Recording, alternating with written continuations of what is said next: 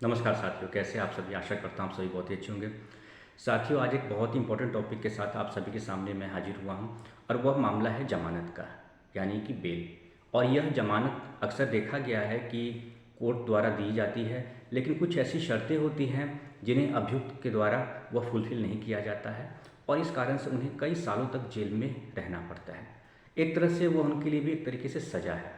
ठीक है। तो वैसी स्थिति में सर्वोच्च न्यायालय ने कुछ रियायत दी हुई है और वो रियायत में पहला कंडीशन यह है कि जैसे ही कंसर्न कोर्ट द्वारा जमानत दी जाएगी तो उस जमानत की यानी कि बेल ऑर्डर की जो कॉपी होगी वो ईमेल के द्वारा जो जेल के सुपरिटेंडेंट हैं उनको इसकी कॉपी ईमेल के थ्रू भेज दी जाएगी।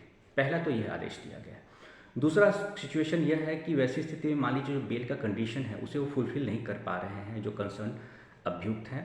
ठीक है। तो वैसी स्थिति में जो उनका बेल का कंडीशन है और उसे फुलफ़िल वो नहीं किए हैं तो इसकी जानकारी जेल सुपरिटेंडेंट के द्वारा डीएलएसए के जो सेक्रेटरी हैं उन्हें दी जाएगी।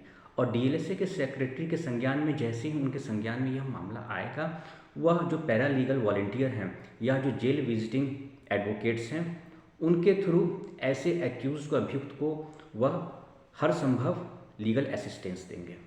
ठीक है। और तीसरा कंडीशन वह है कि मान लीजिए वैसे अभियुक्त जिन्हें बेल ग्रांट हो गया है और किसी न किसी कारण की वजह से, जिसमें कि पहला कारण हो सकता है कि जो बेल बॉन्ड की जो कंडीशन है उसे वह फुलफ़िल नहीं कर पा रहे हैं, तो वैसी कंडीशन में मान लीजिए 1 महीना हो गया बेल का जो आदेश, जमानत का आदेश दिए हुए, लेकिन फिर भी वह जेल के अंदर हैं, तो फिर से उस कंसर्न कोर्ट के द्वारा, न्यायालय के द्वारा स्वतः संज्ञान लेते हुए जो बेल की कंडीशन है उसमें यह रियायत दी जाएगी।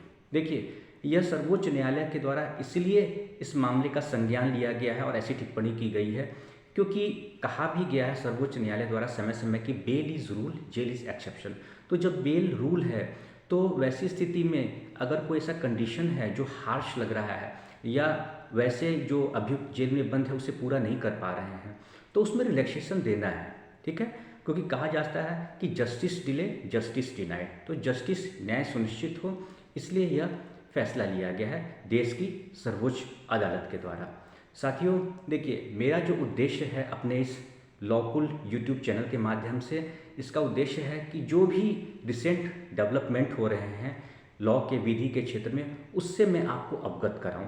आपके जो अधिकार हैं, जो मौलिक अधिकार हैं, वह आपको मालूम होने चाहिए। तो ये एक बहुत ही लैंडमार्क जजमेंट है सर्वोच्च न्यायालय द्वारा। आशा करता हूँ यह जानकारी आप सभी को अच्छी लगी होगी और मेरा यह वीडियो आपको अच्छा लगा हो तो आप मेरे यूट्यूब चैनल लॉकुल को सब्सक्राइब करें। नमस्कार।